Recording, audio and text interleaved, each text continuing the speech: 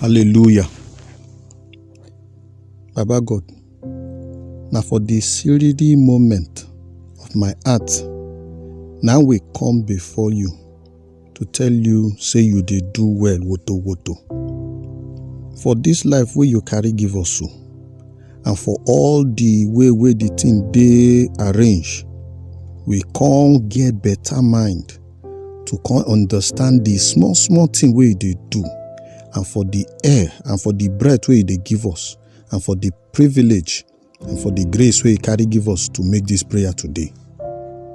Daddy, today, now we voice we carry come for your domot, where we keep shoulder for down to tell you thank you for all the woto blessing, where you don't carry summer with side everywhere, for every corner, for the gift of life where you carry bless us, and for the grace where you carry give us, where be say we need a miss road, we need a waka through way, and for the love we be say you carry cover with life like blanket, we be say we know to feel thank you enough. Daddy, today we say even for now and forever, we say you do well.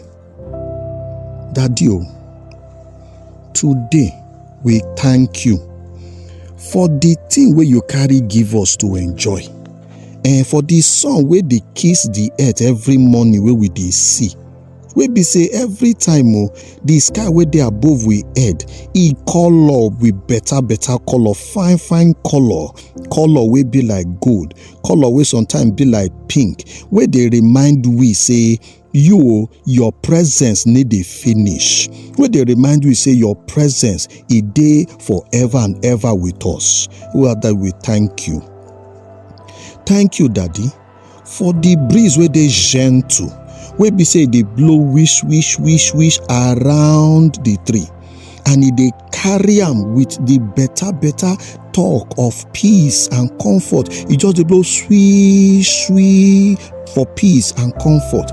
Daddy, no easy. Now better thing you do for us. Daddy, we come to thank you, Seth, for the fine thing where you take surround us. For family where be say we get, and better relation them we also did, and also too for better friend where we get. Daddy, we thank you. We also carry thank you for the better thing where you don't create for your hand. She na for the earth where you create, she na for the seed them, she na for the animal them, she na for the fine people where you create from different nations. Daddy God, we thank you. All of them na the signature, your signature dey everywhere, your handiwork e dey everywhere, from everything where we dey see. Shey na from the sky sef go reach inside the ground, go reach the root and the grass where be say we dey see. Daddy God, now you dey run matter and you dey run away. Daddy God, thank you. Forgive us, Daddy God. Forgive us for the times where be say we don't carry waka do bad thing. What we don't do it you no suppose do. What we don't do it, we will not go enter where we no suppose enter. What we don't carry this your blessing, they play kashi. Daddy, forgive us. I bet no vex for we. No vex for we. For the moment where we say we just they carry, don't they do see finish for your better miracle. Don't see finish for the better thing where they do for us every day. Daddy God, I bet no vex for we. No vex for we. Open we eye today. Make we see this fine thing where they do again, and with the fresh wonder and beauty of what you did demonstrate. Open we eye, make we see the wonderful thing where you did do for this life, and show us again the wonder, the fresh wonder and the press of your presence for what you did do for our life.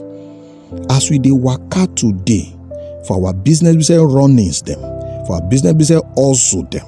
Daddy, we dey pray, make you help us, make we no forget to take time to give you better twale for the plenty blessing where you dey carry summer us for life, where they carry fill with life, for the blessing of health, for the blessing of provision, for the blessing of protection, for the blessing of family, for the blessing of plenty good things.